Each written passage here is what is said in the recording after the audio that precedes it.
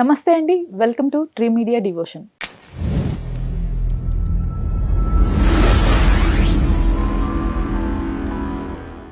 నమస్తే sir. Tea media ప్రేక్షకులకు నమస్కారం. ప్రతి నెల మనకి ఏకాదశి అనేది రావటం జరుగుతుంది. ఈ నెల మనకి 18వ తారీఖు వచ్చే ఏకాదశికి ఉన్న ప్రత్యేకత ఏమిటి?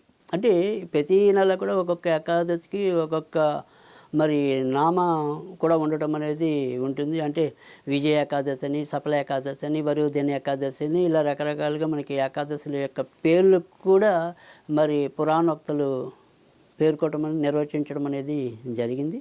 అయితే ఇక్కడ ఇప్పుడు వచ్చే ఏదైతే మరి రేపు మంగళవారం 18 జూన్ 18 మంగళవారం ఉన్న ఏకాదశిని నిర్జల ఏకాదశిగాను అంటారు.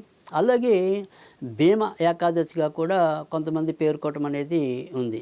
అంటే ఈ ఏకాదశి నాడు మనం ఏం చేయాలి అంటే కనుక నిర్జల ఏకాదశి అంటే కనుక ఎవరైతే మరి ఉపవాసం ఉంటారో వారు పచ్చి మంచినీళ్ళు కూడా తాగకుండా, అంటే కొన్ని వాళ్ళు చాలా తీవ్రంగా మరి పట్టుదలగా చేసే సాధకులు కూడా మనలో అయితేనేమి వేరే కులాల్లో కూడా మనకు కొంతవరకు కనిపించడం అనేది ఉంటుంది.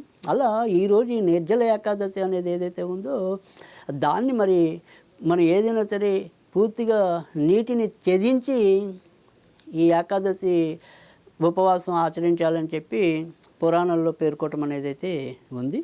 ఇక మరి దీన్ని భీమ ఏకాదశి అంటే భీముడు అనేది మనందరికీ తెలిసింది. మరి భీమ ఏకాదశి అనేది ఎందుకు వచ్చింది అంటే కనుక మనందరికీ తెలుసు భీముడు బాగా ఆహార ప్రియుడు అని. ఆయన ఎంత తింటాడు అనేది మనకి పురాణంలో చాలాసార్లు చదువుకున్నాం, ఆశ్చర్యచకితులు కూడా అయ్యాం.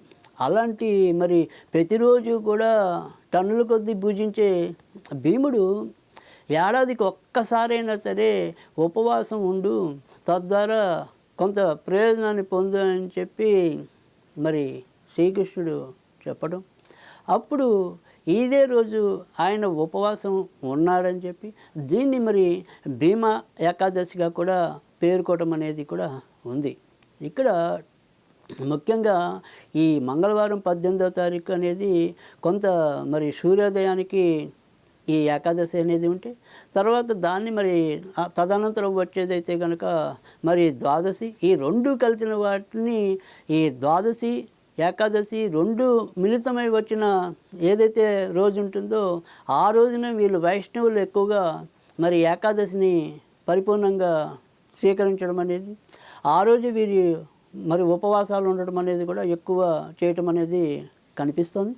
అయితే ఈరోజు వీళ్ళు చేయాల్సింది ఏంటంటే ఇదే రోజు ఈ ద్వాదశిని కూడా వీళ్ళకి, అంటే ఒకరోజు నరసింహ ద్వాదశి అని, అలా రకరకాల పేర్లతో వామన ద్వాదశి అని, దామోదర ద్వాదశి అని అలా పేర్కోవటం అనేది అయితే ఉంటే ఈరోజు దీన్ని రామలక్ష్మణ ద్వాదశి అని కూడా అంటారు. అంటే ఈరోజు మనం కనుక ఈ నిర్జల ఏకాదశి నాడు ఉపవాసాలు ఉండకుండా ఏదైనా సరే ఒక దేవుడి యొక్క ఆరాధనలో మనం కనుక ఉండాలి అనుకుంటే ఈరోజు మరి సాధ్యమైనంత వరకు కూడా శ్రీరామచంద్రుడిని లేదా కోదండరాముడిని కనుక పూజించినట్టయితే కనుక తప్పకుండా మనకి మన యొక్క కామితాలు నెరవేర్చడం అనేది అయితే ఉంటుంది. అంటే ఎవరికి శక్తి ఉంటే వారు ఎలాగో ఉపవాసాలు ఉంటారు.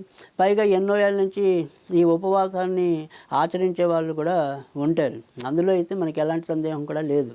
అయితే ఇక్కడ నిన్న ఏకాదశిగా అంటే మనం ఇందాక మరి ఏదైనా సరే ఇప్పుడు ఈ మధ్వాసి కానీ వేరే ఇతర శైవ సంబంధస్తులు కానీ ఎవరైనా సరే నిన్న ఏకాదశి ఉపవాసాన్ని కనుక ఆచరించినట్టయితే ఈరోజు వాళ్ళందరూ కూడా సూర్యోదయం అయ్యాక వారి యొక్క ఉపవాసాన్ని త్యజించడం అంటే పరిసమాప్తం చేయడం, దాన్నే పాలన అంటాం.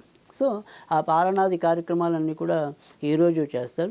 అదే కానీ ఇదే వైష్ణవ సంప్రదాయంలో వెళ్ళైతే కనుక ఈరోజు చాలా భక్తి శ్రద్ధలతో ఈ ఏకాదశి పర్వదినాన్ని ఆచరించడం అనేది అయితే ఉంటుంది.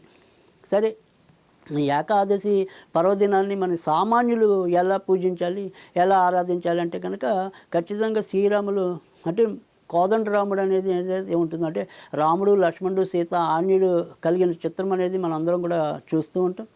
ఈ కోదండరాముడి యొక్క చిత్రపటం కనుక ఉంటే కనుక ఈరోజు మరి ఆయనకి పానకం నివేదన చేస్తే కనుక చాలా మంచి ప్రయోజనం చేకూరటం అనేది ఉంటుంది.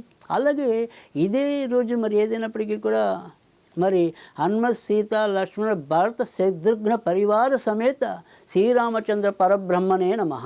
హనుమత్ సీత లక్ష్మణ భరత శత్రుఘ్న పరివార సమేత శ్రీరామచంద్ర పరబ్రహ్మణే నమః. ఈ రకంగా మరి ముమ్మారు తలుచుకోవటం లేదా 11 సార్లు చదువుకోవటం వల్ల కూడా మనకి ఈ ఏకాదశి యొక్క పుణ్యం లభించడానికి కూడా అవకాశం ఉంటుంది. కనుక ప్రతి ఒక్కళ్ళు కూడా ఇలా భక్తి శ్రద్ధలతో మనకి ప్రతి నెల వచ్చే ఈ ఏకాదశిని కనుక సద్వినియోగం చేసుకున్నట్టయితే మరి ఇప్పుడు చేసిన ఇహపర సుఖాలు తీరటంతో పాటు మరి హిందువులు ప్రధానంగా నమ్మేది ఏదైతే ఉందో మన జన్మ పునీతం అవటం, మోక్షానికి అర్హులు కావటం.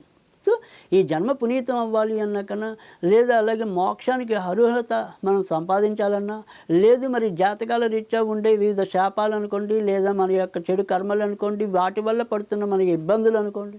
సో వీటన్నిటినీ కూడా మనం అధిగమించాలన్నా సో ఖచ్చితంగా ఈ దైవారాధన అనేది మనకి చాలా మేలు చేస్తుంది.